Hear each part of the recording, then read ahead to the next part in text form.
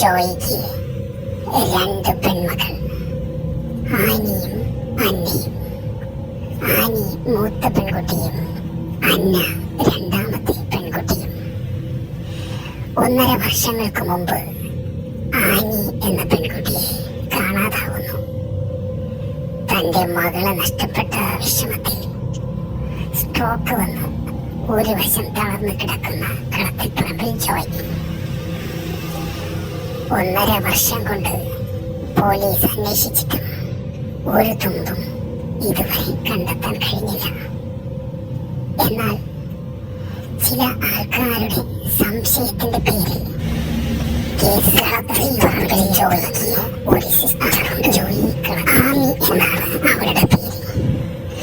അവളുടെ മുറച്ചെറുക്കനുമായി വിവാഹബന്ധം ഉറപ്പിച്ചിരുന്നു. എന്നാൽ അവക്ക് അതിൽ താല്പര്യക്കുറവുണ്ടായിരുന്നു. ആനിയെ മിസ്സിംഗ് ആവുന്ന സമയത്ത് ആ വിവാഹബന്ധം നിശ്ചയിച്ചിരുന്നു. എന്നാൽ ആനി മിസ്സായതുകൊണ്ട് ആ സമയത്ത് വിവാഹബന്ധം നടന്നില്ല. തുടർന്ന് കളത്തിപ്പറമ്പിൽ ജോയിയും ആനിയും വിവാഹത്തിൽ നിന്ന് പിന്മാറി.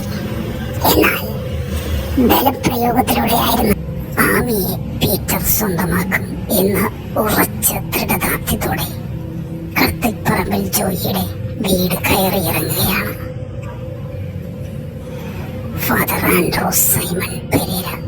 പൗരോഹിത്യത്തിന്റെ ഉത്തമ മാതൃക. എന്നാൽ ആഡംബര ജീവിതത്തിനും സുഖ സൗകര്യത്തിനും സ്ത്രീ സൗന്ദര്യത്തിനും അടിമയായ ആൻഡ്രോസ് സൈമൺ പെരേര ഒരു അമാനുഷിക ശക്തിയുടെ ഉടമ. ഈ പ്രപഞ്ചത്തെ തന്നെ നിയന്ത്രിക്കുന്ന അമാനുഷികമായ കഴിവുള്ള ആരുടെയോ നിയന്ത്രണത്തിൽ പ്രവർത്തിക്കുന്ന ഫാദർ ആൻഡ്രോസ് സൈമൺ പെരേര. പല നിഗൂഢ സത്യങ്ങളും അദ്ദേഹത്തിൽ നിക്ഷിപ്തമാണ്. ഒരു സ്ഥലത്തിരുന്നു കൊണ്ട് ഒരാളുടെ ലൈഫ് കൺട്രോൾ ചെയ്യുവാൻ കഴിയുന്ന ഫാദർ ആൻഡ്രോസ് സൈമൺ പെരേര ശാകനബോധിയും ആനിയും തമ്മിൽ ആത്മാർത്ഥ പ്രണയബന്ധം നിലനിന്നിരുന്നു. ആനിയെ കൂടാതെ വൈശാഖ നമ്പൂതിരിക്കും വൈശാഖ നമ്പൂതിരിയെ കൂടാതെ ആനിക്കും ജീവിക്കാൻ പറ്റാത്ത അവസ്ഥ വരെ എത്തി. അപ്പോഴാണ് ആനിയെ മിസ്സാവുന്നത്. ആ വേദനയിൽ നിന്ന് ഉയർത്തെഴുന്നേൽക്കാൻ വൈശാഖ നമ്പൂതിരിക്ക് കഴിയുന്നില്ല. വൈശാഖ നമ്പൂതിരിയുടെ അമ്മാവൻ ശക്താനന്ദ സ്വാമി വൈശാഖ നമ്പൂതിരിയുടെ കാര്യങ്ങൾ നോക്കാൻ ഏൽപ്പിച്ചിരിക്കുന്ന ക്ലീറ്റസ് വൈശാഖ നമ്പൂതിരി താമസിക്കുന്ന തുടർന്ന് കാണുക.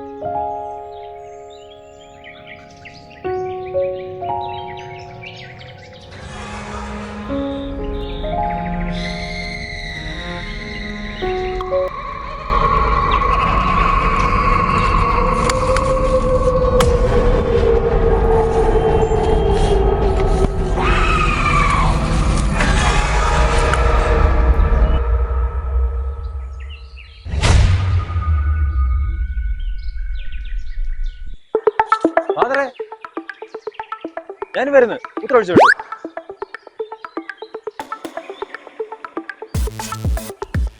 ഫാദറെ, ഈ തിരുവസ്ത്രം ഇട്ടുകൊണ്ട് കാട്ടുറൂട്ട് വഴി എവിടെ പോകുന്നു രാവിലെ? തിരുവസ്ത്രം വസ്ത്രത്തിന്റെ ഗണത്തിൽ കൂട്ടൂലേ? അതൊക്കെ പറ്റും. തിരുവസ്ത്രം ഇട്ടുകൊണ്ട് വന്നാ 2 കാര്യം നടക്കും. ഏതെങ്കിലും വീട്ടിൽ കയറി ചായയും കുടിക്കാം.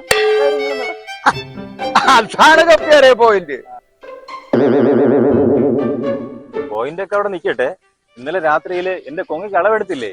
ഇന്ന് തൂക്കേറ് കിട്ടുമായിരുന്നു. ഇന്നലെ എന്താണ് സംഭവിച്ചത് എനിക്ക് ഓർമ്മയില്ല. എനിക്ക് എനിക്ക് എന്നെ തന്നെ ഓർമ്മയില്ല. എന്നെ നിയന്ത്രിക്കുന്നത് ഞാനല്ല.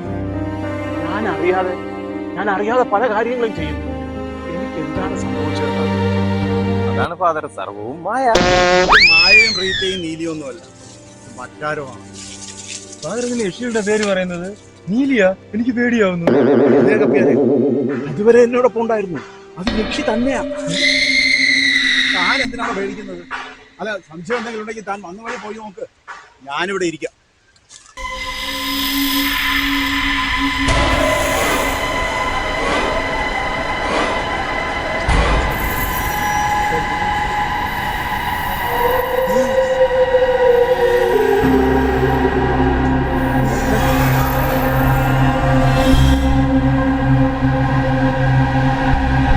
നിൽക്കവിടെ.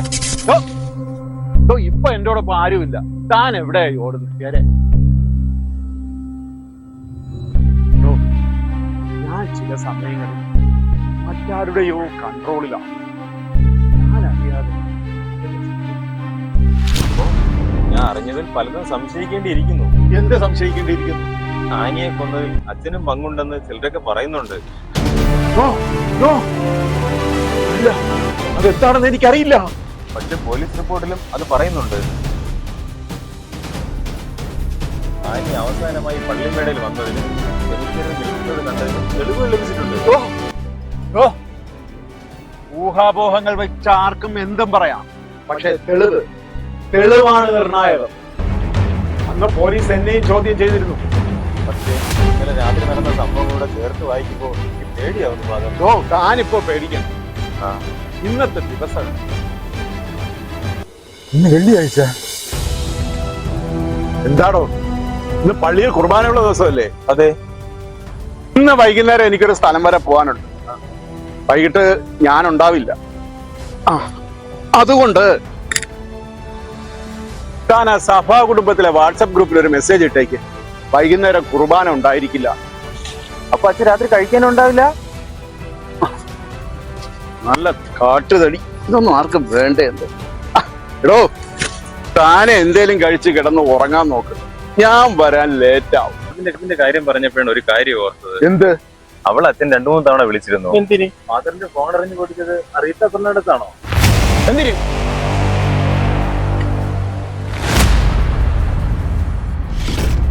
അവളും യക്ഷിയാണോ? കപ്പിയാരെ, താൻ എന്നെ പഠിക്കാൻ ശ്രമിക്കരുത്. ലക്ഷങ്ങൾ എന്റെ പുറകെ നടന്നാലും അതിന് കഴിയില്ല.